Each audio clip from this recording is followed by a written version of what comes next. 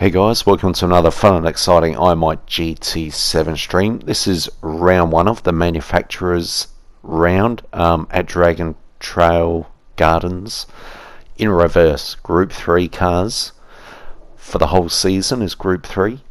Like I said, round one, this is 20 laps times 1 fuel times 5 tyre wear and hard and medium tyres required. So the manufacturer I chose for this round was Mazda, and in this race I'm using the Mazda Vision. There it is, Doritos. What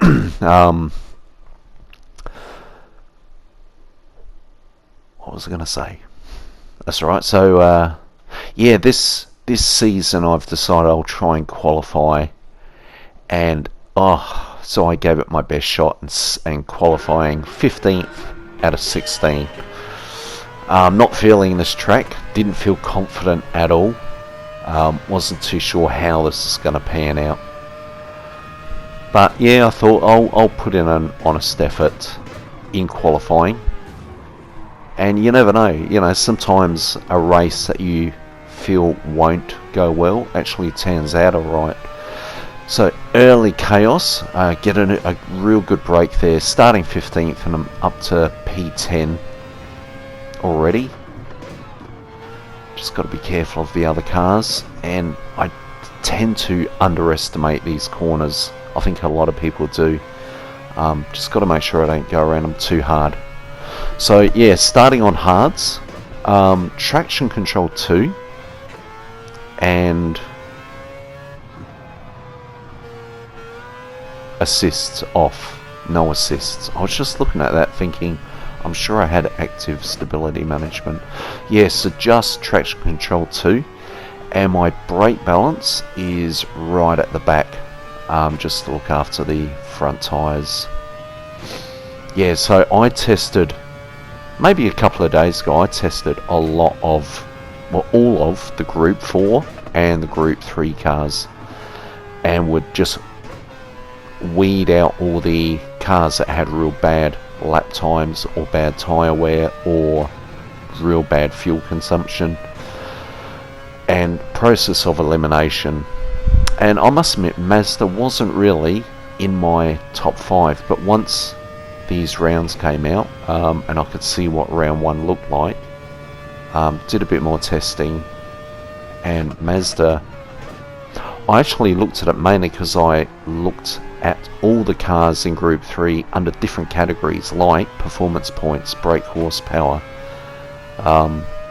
and Mazda was at the top of performance points, so I gave it a run and it seemed to do really well. So yeah, I wasn't looking at it initially, and then I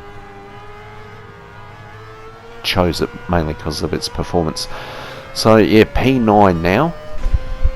Yeah, a lot of, there's 4 Australians in this. 2 of them up near like P9 and 10 or whatever when they started. Lost a lot of positions on that turn 1, turn 2. So I'm actually leading the Australians at the moment, I believe.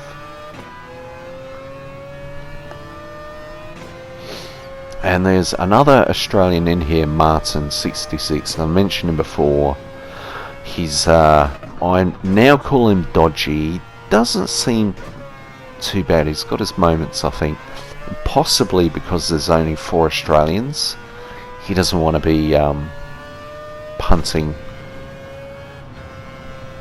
the 3 other Australians, If it was nations, he might get a bit more aggressive, but yeah, he didn't seem too bad in this race. Sort of just hanging on for dear life. Not necessarily looking at my lap times. What's that, a minute 36? Not brilliant. Get a bit of a push here from this guy. That was a bit cheeky, and then it felt like another tap there. And I move over like I was, yeah, really not impressed. Thinking about it, but yeah, let it go.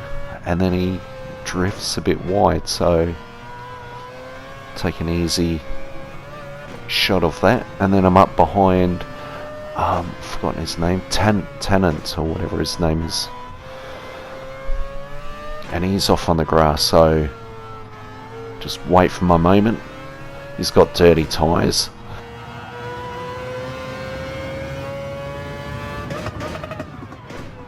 So back to P9, and then just trying to hold ground now.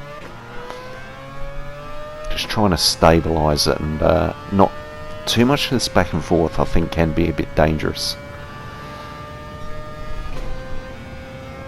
I've mentioned in the past picking different liveries, so during the I don't know what, 2 or 3 week break, being extremely bored, I decided all my Group 1, Group 2, Group 3, Group 4 and Group B, I'm going to put liveries on every car.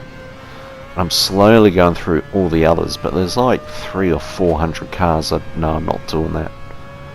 I'm slowly going through it, but I don't think I'll put a livery on every car. So this Mazda Vision is Doritos. A far cry from my GT Sport. Every car was looking the same. Back to P10 because of this Tennant in front of me. Just trying to just take it easy on these, because you can either be a little bit slow and okay, or a little bit fast and off the track. And also my positioning of my car on the road. If I feel like I'm holding pace, I will position my car in the right spot to be quite difficult to get past. Something I learnt a long time ago. I think in the early days I used to very sheepishly pull aside, but no, I've learnt to make people work for it.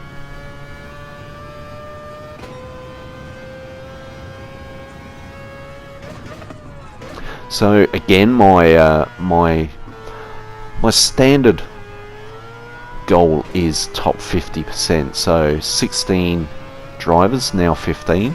One of the Australians has dropped out. Top 16, I'll aim for P8 minimum. 8 and above I'll be happy with.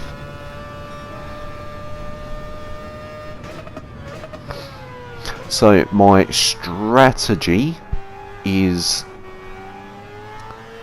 it's going to be 10 laps on hard and then 10 laps on medium. I think originally when I was doing a strategy test, I was trying to work out how far can you push the mediums, and I could get it to about, let's say, 18 laps. But I quickly worked out that to achieve that, you've really got to go quite slower to nurse the tyres, and it's just not feasible. You might as well push hard. You can get 10 laps out of the mediums. You can go further, but 10 is pretty much its optimum. Anything over that, the tyres begins to slow the car down. So 10 laps on medium and 10 laps on hard. So obviously starting near the back, I'm on hards first up. And it just allows me to push hard. Plenty of fuel. So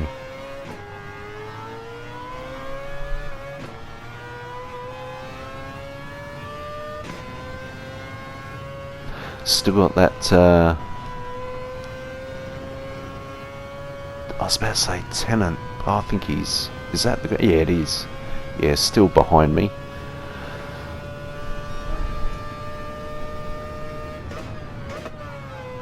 And then later on in the race we have a real exciting moment with the guy in front of me, MS09R-2 or whatever.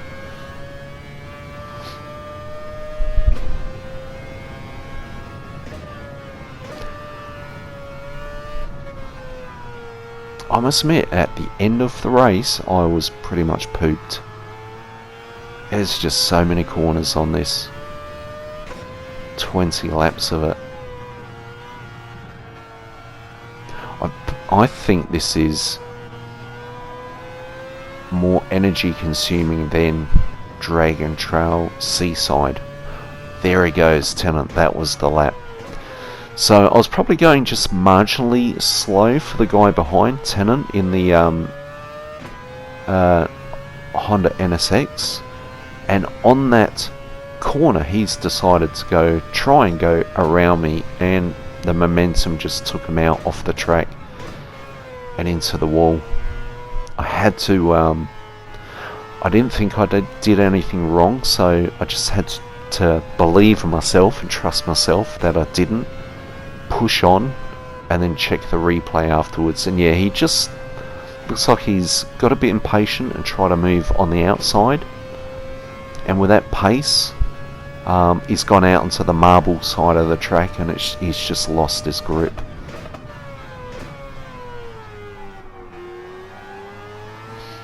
So now I've got who I normally would call Dodgy Martin behind me, 2 seconds. I mean, there are some people who are questionable all the time, and I've mentioned him quite a few times probably in the last 5 or 6 races, streams. He's always seems to be in my race and always seems to have a collision with someone, a problem. First time I feel like I encountered him or was aware of him was at Fuji, and I can't remember, I think he punted me or something. Just his etiquette wasn't the best,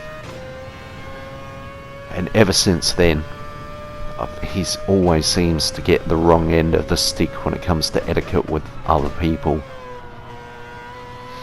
But looking at the replay of this, there are moments where I think he could have done something bad, but he's refrained and driven okay.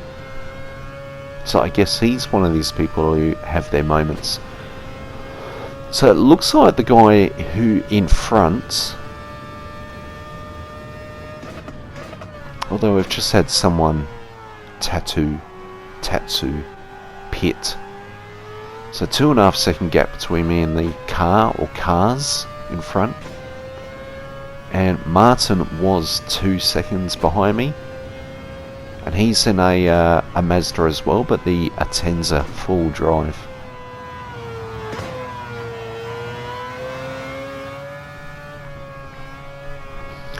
So he's catching up to me, and I can feel it. And so in my mind now, I'm thinking maybe I'll pit now. Lap 8. I'm in the pit window. It's meant to be lap 10, but so I'll do 10 laps on medium. But if I pit now, I'm going to do 12. It's still feasible. But I just thought if I pit now,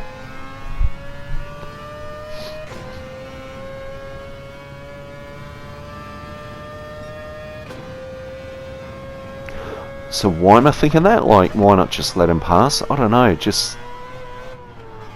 I think it's the pressure of having someone behind, and yet I don't want to just let that position go. So I thought, hold the position and pit. And he dives on the inside, and I thought, oh, you bastard. Alright, not too bad. And then I'm going to pit, and I thought, oh, I've just crossed that line. Bail. So I thought, well, yeah, I'm happy with that, because if I did pit, I'm pitting early, and I'll come out with a 3 second penalty. So around now I'm thinking I made the right decision there. So in hindsight, maybe I should have just let him pass. You know, then I'd probably still be right up behind him. Who knows? So we've had people pit. We've had some yellow flags as well. I think if you look at the top right hand side, what I call the mud map, you see there's quite a bit of bunching going up in those S's. So we're not too far away from a crowd of Japanese cars. So back to P9. So I'm back on the old pit on lap 10. So I'm kind of glad that happened. I think. Had I pitted for mediums then, who knows what would have been the outcome.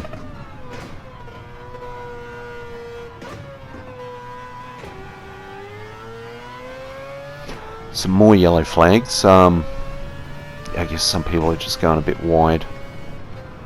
I think sometimes if there's a bunch of cars, it's usually people running into each other.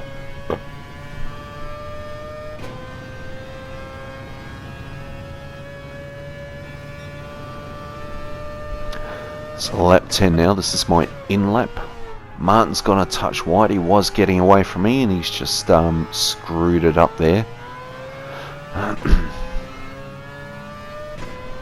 So it gets a bit awkward, doesn't it? Like, you know, you've had someone catching up pretty confidently, they get past you. Like a tiny mistake where they're now just in front. Do you now go for the move and go for the overtake again?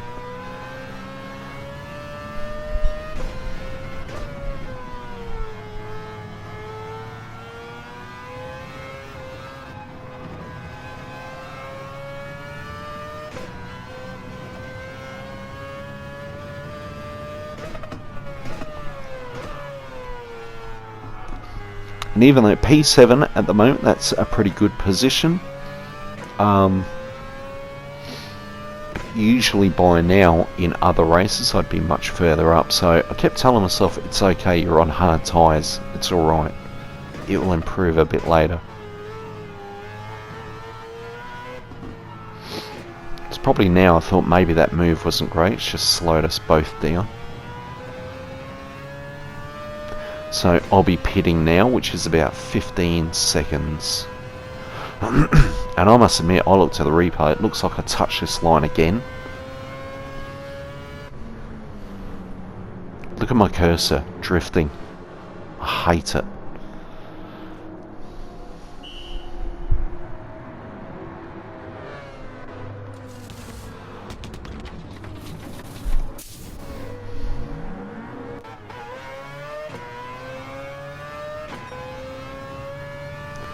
See, it doesn't look good, does it? P14. It's like, ugh, not good.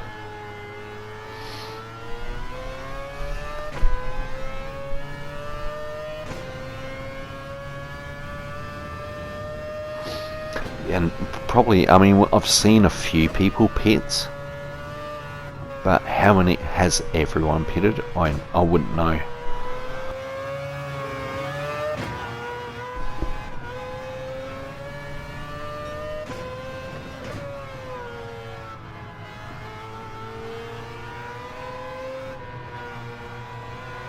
Trying to be patient with this car.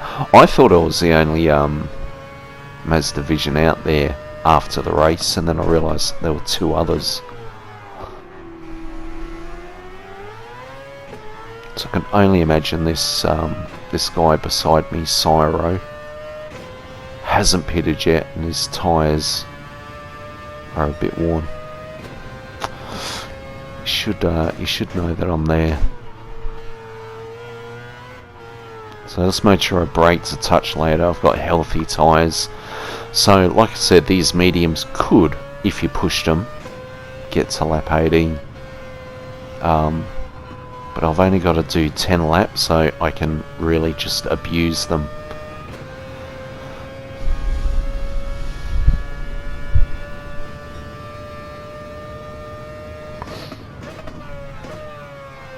So there's Martin. So remember, I pitted on lap 10 and he's pitted lap 11. So pretty much back where we were. But the difference is I'm now on mediums and he's now on hards.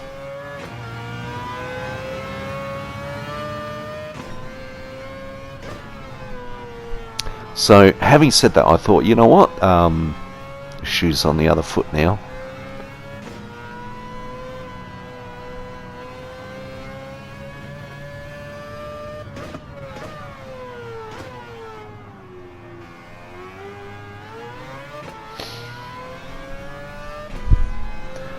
And I think it's the next lap,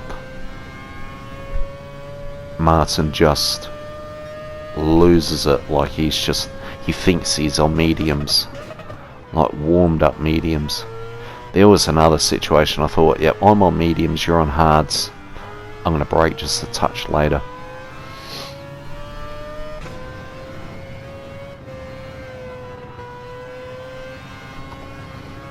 So I would imagine there's other people in the same boat as Martin where they've gone onto the hards and they're just struggling with them. I always feel it's for me it's a better move to, see Martin's gone deep there, it's a better move to go from get the worst tyre out the way first, and then you're moving on to better tyres. So just keep in mind, you got Martin behind at 1.2 seconds, and I think around here he goes off track. If you look behind, yep, there it goes, off into the wall. And then a corner or two later, he's in the wall again, and it just goes all wrong, and he just drops back to, I think he drops back to last.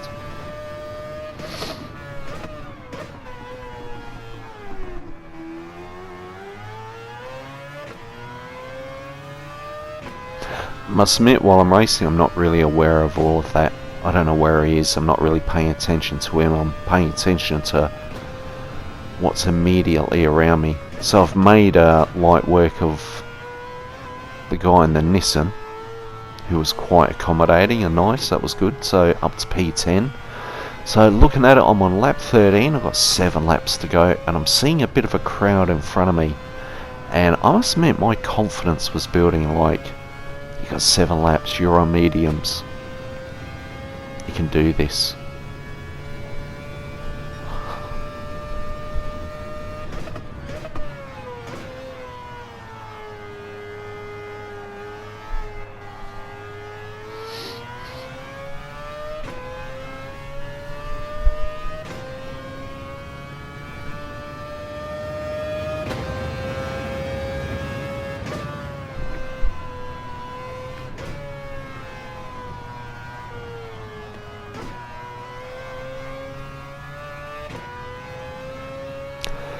Yeah, so it kind of felt good that I didn't need to worry about fuel, didn't need to worry about tyres, and you can see I'm catching these guys. Still a fair gap, what, 3 seconds, 3.4? But there's a crowd of them, which is good, because then they're just going to slow each other up. And again, the mud map, I reckon there's what, 1, 2, maybe 3 or 4. Or 4 or 5, I mean. And my tyres are looking good. So yeah, I was feeling good.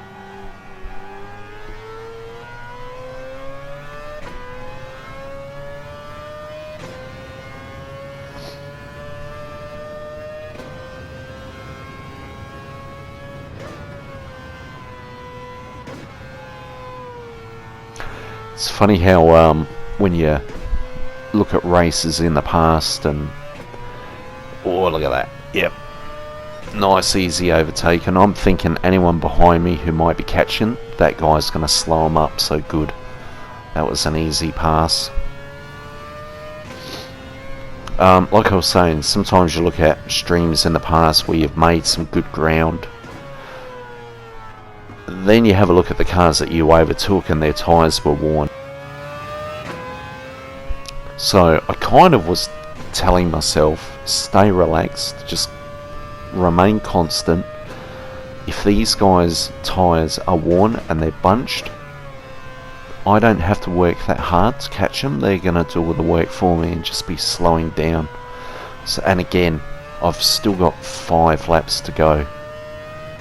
So a P8 is on the cards.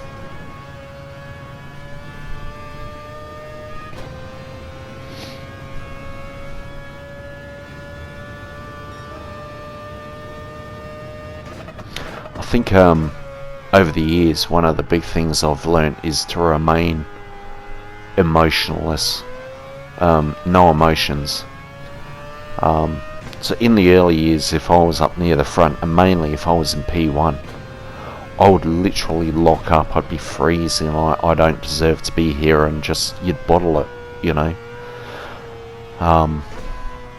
Whereas now I finding myself, mainly because I've had experience now, we all do, hitting P1 for example, yeah, just I've learnt to stay calm. So even in this situation where I need to catch these guys, I'm just telling myself, just keep doing what you're doing and it will happen.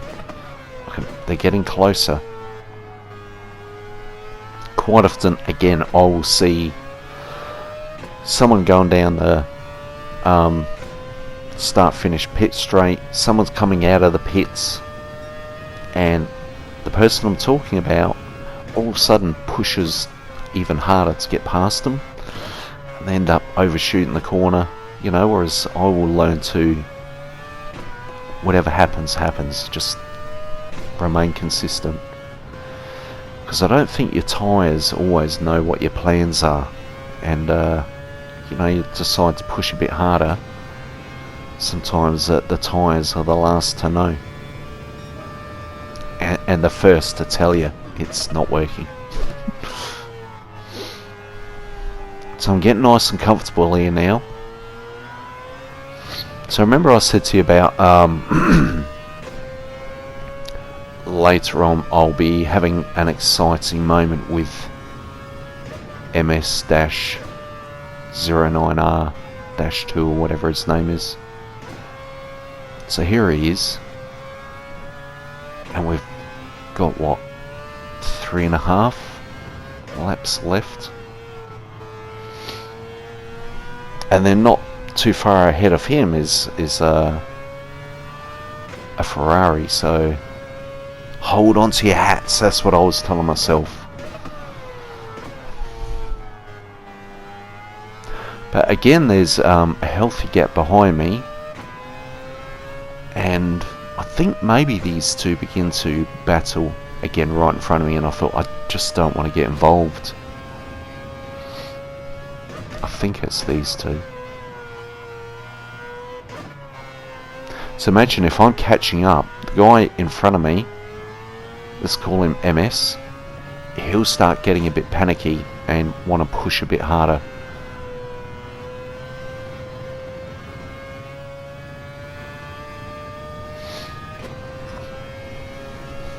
So I think they were 3 seconds ahead of me, and now I'm, what, 0.7? So making good ground. Yeah, and the other part of me was telling me, again with the emotion, see the contact there? Don't push too hard or it'll kill my tyres. Try and look after your tyres for the last few moments. Bang, bit of contact, so the Ferrari gets kicked off a bit, and again, well, that's, oops, I'm through. And now I've got to try and move, because I'm not too sure what his pace is like. And he might want his position back, so yeah, he's dropping away. So I got a bit nervous there. There's one down. And this is a guy who pushed me initially, so I was a bit wary of him and whether or not I should. We're getting near the end. I'm in P8. I was happy at this point. I thought, right, if I could finish the race now, I would.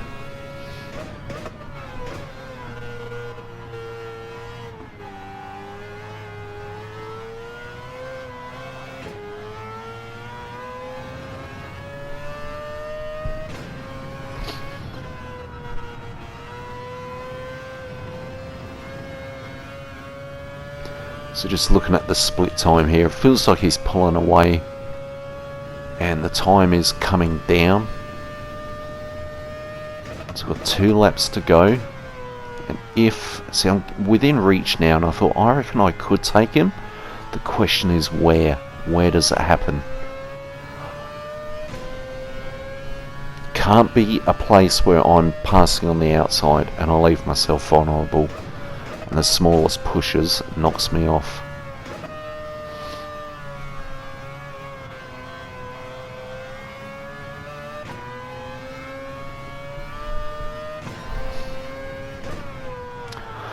I guess at the moment I'm just trolling this guy, just trying to put him under pressure.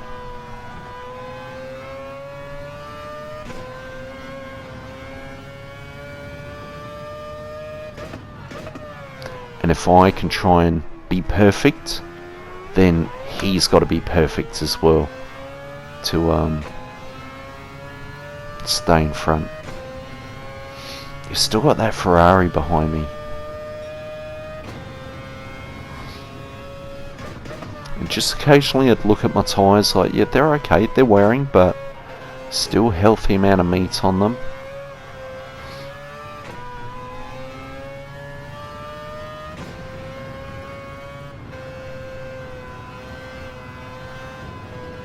So I seem to go out a touch wide initially so I can get the turn done and then hit the straight. So again, yeah, it looks like I'm catching him again, I think.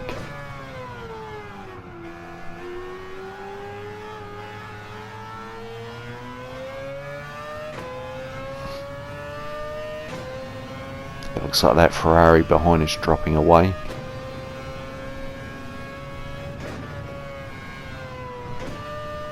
Me and this Mazda Atenza seem to be going toe for toe, but yeah, it goes a bit wide there. I'm on him now, and it's like, right, which corner? Where do we do it?